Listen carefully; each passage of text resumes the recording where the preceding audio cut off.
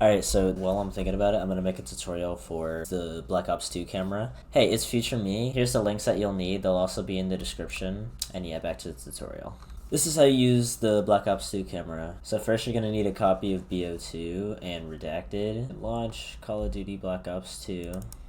I have a couple things loaded already, like reshade and stuff. You're gonna want to go to online, and then you're gonna want to go to theater. You click load demo file. Actually, I think it doesn't really matter where your demo is as long as you have a demo. Alright, so right off the bat, reshade's gonna immediately load. You can disable reshade by pressing J. The bo2 camera is actually one of the best user interface cameras that I've worked with so far. I'm just gonna record a camera path and show you how to do it. Reshade's loading, press J to make that stop, and you can press spacebar to pause the demo. Press F3 to go in. F3 once is third person, F3 twice is the camera. And there's different modes in these modes. So if you right click and left click, it'll like scroll through these modes. The only ones that are really important are the camera mode and the dolly camera. So press tab to load these options, and you can turn blur off.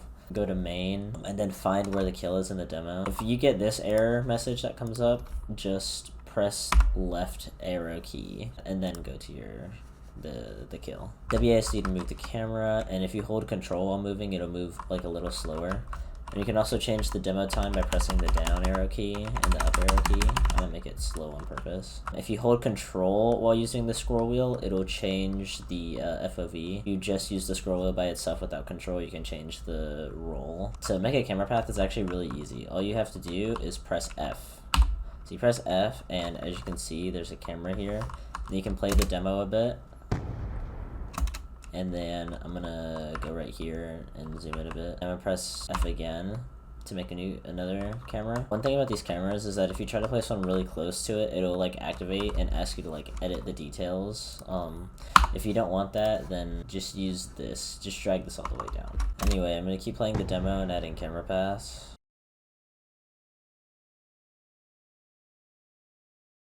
Anyway, so for this camera path, if you want to go back to the beginning, press Ctrl M, and then press right click to go into dolly camera, and then press space to preview it. This actually wasn't even that bad. I was tripping for none. So that's the camera path. So now when it comes to actually exporting this camera path, what you're going to want to do is turn on reshade, but not yet. Just keep in mind J is the bind for that. First, what you're going to want to do is you're going to want to configure your streams. If you want to configure your reshade, press the home key, and then you can mess with this. Just press tab, and then go to streams.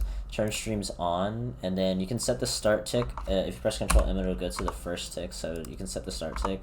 And then you can play the camera path until it gets to like the end of the camera path. And then you can pause the demo and set that as the end tick. And then make sure to go back to the first keyframe. So you can set the frames. I'm just going to do 200 for example. And make sure that you make it in AVI and turn no flash off so that way it actually captures reshade.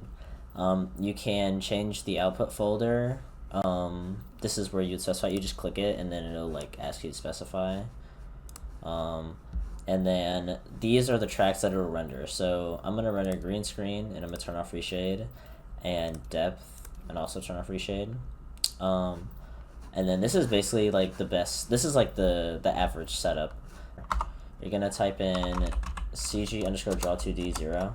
Now, even if you type this before you start recording, it's still gonna like pop up in chat. So you're gonna type it at the beginning of the camera path. Don't worry. So once you turn streams on, it'll say press F5 to start recording streams. You can tab out of that. And then turn on your reshade and press F5, and then press space so the demo plays, and then open console and paste in the command I showed you earlier to remove the chat, and then it'll basically record a cinematic. But this will render a default, a depth, and a green screen. So once it finishes, if you set an end tick, it'll export here. I'm just gonna exit Call of Duty.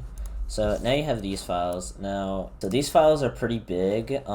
This clip alone is 1 gig. So what you're gonna want to do is you're gonna want to use Ava's tool. So now once Ava's tool is in here, all you're gonna want to do is run it.